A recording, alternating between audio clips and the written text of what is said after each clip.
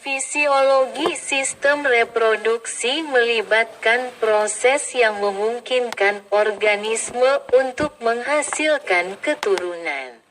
Sistem reproduksi manusia terdiri dari sistem reproduksi pria dan wanita, yang masing-masing memiliki fungsi khusus untuk produksi gamet, sel reproduksi, dan dukungan bagi perkembangan embrio pada wanita. Berikut adalah penjelasan rinci tentang fisiologi sistem reproduksi pria dan wanita. 1. Fisiologi sistem reproduksi pria. Sistem reproduksi pria berfungsi untuk menghasilkan, menyimpan, dan mengantarkan sperma, serta menghasilkan hormon testosteron yang mengatur karakteristik seks pria dan fungsi reproduksi, yang meliputi organ utama sistem reproduksi pria, yang terdiri dari 1. Testis, yaitu organ utama dalam sistem reproduksi pria yang menghasilkan sperma, sel reproduksi pria, dan testosteron, hormon seks pria. Testis terdiri dari tubulus seminiferus, tempat spermatogenesis, pembentukan sperma, terjadi. 2. Epididymis, yaitu tempat penyimpanan sementara sperma setelah diproduksi di testis. Di sini, sperma matang dan memperoleh kemampuan untuk bergerak. 3. Vas deferens, ductus deferens, yaitu saluran yang mengangkut sperma dari epididymis ke uretra selama ejakulasi. 4. Vesicula seminalis, yaitu kelenjar yang menghasilkan cairan semen yang mengandung fruktosa untuk memberikan energi bagi sperma. 5. Prostat, yaitu kelenjar yang menghasilkan cairan yang menambah volume semen dan memiliki enzim yang membantu dalam melindungi sperma serta meningkatkan motilitasnya. 6. Uretra, yaitu saluran yang mengangkut semen selama ejakulasi dan urin selama buang air kecil keluar dari tubuh. 7. Penis, yaitu organ eksternal yang berfungsi untuk mentransfer sperma ke dalam saluran reproduksi wanita selama hubungan seksual. B. Proses spermatogenesis. Spermatogenesis adalah proses pembentukan sperma yang terjadi di tubulus seminiferus dalam testis. Proses ini terdiri dari beberapa tahap, yakni 1. Spermatogonium, sel induk sperma, yang membelah melalui mitosis untuk menghasilkan spermatosit primer. 2. Spermatosit primer yang mengalami meiosis untuk menghasilkan spermatosit sekunder, yang kemudian berkembang menjadi spermatid. 3. Spermatid yang mengalami spermiogenesis, di mana bentuknya berubah menjadi sperma matang yang siap dilepaskan, ejakulasi. C. Regulasi hormon pada pria. 1. Testosteron, yaitu hormon utama yang diproduksi oleh sel Leydig di testis. Testosteron berperan dalam perkembangan karakteristik seks sekunder pria, seperti suara berat, pertumbuhan rambut, dan massa otot, serta mempengaruhi libido dan spermatogenesis. 2. FSH, follicle stimulating hormone, yakni diproduksi oleh kelenjar pituitari anterior. Hormon ini merangsang sel Sertoli di testis untuk mendukung proses spermatogenesis. 3. LH, luteinizing hormone, yang juga diproduksi oleh kelenjar pituitari anterior. LH merangsang sel Leydig di testis untuk menghasilkan testosteron. Proses pengaturan hormon ini melibatkan umpan balik negatif, di mana kadar testosteron yang tinggi akan menghambat produksi LH dan FSH, mengatur keseimbangan hormon dalam tubuh. 2. Fisiologi sistem reproduksi wanita. Sistem reproduksi wanita berfungsi untuk menghasilkan sel telur, ovum, menyediakan tempat untuk pembuahan, serta mendukung perkembangan janin selama kehamilan. Sistem ini juga bertanggung jawab atas siklus menstruasi dan sekresi hormon yang mengatur fungsi reproduksi. A. Organ utama sistem reproduksi wanita, yang meliputi 1.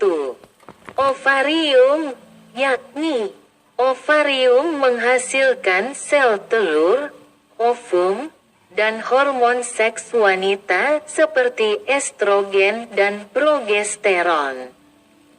Estrogen mengatur perkembangan karakteristik seks sekunder wanita, sementara progesteron mempersiapkan rahim untuk kemungkinan kehamilan. 2. Tuba falopi, saluran falopi, yakni saluran yang menghubungkan ovarium dengan rahim. Pembuahan sel telur oleh sperma biasanya terjadi di tuba falopi. 3. Rahim, uterus, yakni organ tempat tumbuhnya janin selama kehamilan. Rahim memiliki lapisan dalam yang disebut endometrium, yang berubah-ubah sepanjang siklus menstruasi. 4. Vagina, yakni saluran yang menghubungkan rahim dengan dunia luar. Vagina menerima penis selama hubungan seksual dan menjadi saluran kelahiran saat persalinan. 5. Serviks, yakni bagian bawah rahim yang terhubung ke vagina. Serviks menghasilkan lendir yang memfasilitasi perjalanan sperma ke rahim. 6. Kelenjar payudara, yakni walaupun bukan bagian langsung dari sistem reproduksi, payudara berperan dalam produksi ASI untuk menyusui anak setelah kelahiran. B. Proses oogenesis. Oogenesis adalah proses pembentukan sel telur yang terjadi di ovarium. Proses ini dimulai saat seorang wanita masih janin, dengan pembentukan oosit primer. Oosit primer ini kemudian terhenti pada tahap meiosis I sampai pubertas. Setiap bulan, selama siklus menstruasi, satu oosit melanjutkan pembelahan meiosis untuk membentuk oosit sekunder, yang siap untuk dibuahi. Proses ini terjadi dalam folikel ovarium yang matang. C. Siklus menstruasi. Siklus menstruasi adalah serangkaian perubahan fisiologis yang terjadi di tubuh wanita, yang berlangsung rata-rata 28 hari, dan melibatkan fluktuasi hormon. Siklus ini dibagi menjadi 3 fase, yakni 1. Fase folikular, hari 1 sampai 14, yakni dimulai dengan menstruasi dan berlangsung sampai ovulasi. Pada fase ini, kadar FSH merangsang ovarium untuk menghasilkan folikel yang mengandung oosit matang, sementara estrogen meningkat, menebalkan lapisan endometrium. 2. Ovulasi, sekitar hari ke-14, yakni ovulasi terjadi ketika folikel yang matang pecah dan melepaskan oosit yang siap dibuahi. LH dan estrogen mencapai puncaknya pada titik ini, yang memicu pelepasan oosit. 3.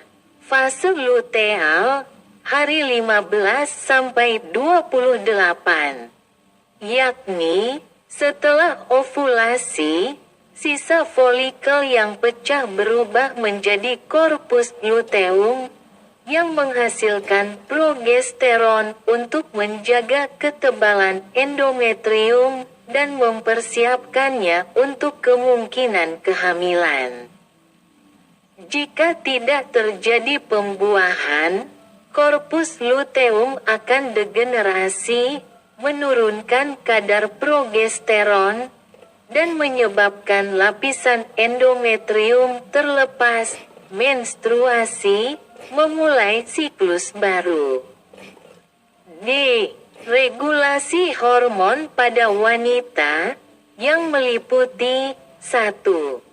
Estrogen, yang dihasilkan oleh folikel ovarium. Estrogen merangsang pertumbuhan lapisan endometrium dan perkembangan karakteristik seks sekunder wanita, seperti payudara dan distribusi lemak tubuh. 2. Progesteron, yang dihasilkan oleh korpus luteum setelah ovulasi. Progesteron berperan untuk mempersiapkan endometrium untuk menerima telur yang dibuahi. 3. FSH dan LH. Hormon-hormon ini diproduksi oleh kelenjar pituitari dan mengatur proses oogenesis dan ovulasi. FSH merangsang pematangan folikel, sedangkan LH memicu ovulasi. 3. Kehamilan dan persalinan.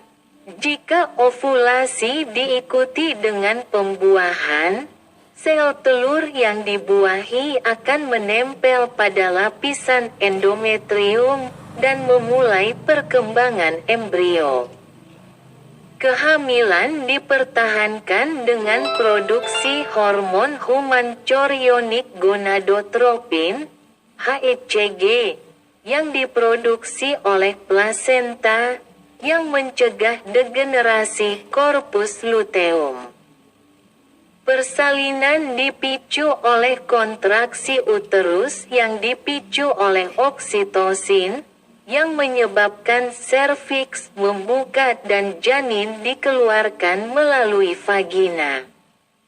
4. Kesimpulan. Fisiologi sistem reproduksi manusia memainkan peran krusial dalam produksi keturunan dan pengaturan fungsi seksual. Sistem reproduksi pria dan wanita masing-masing memiliki fungsi yang sangat spesifik, diatur oleh interaksi hormon yang kompleks.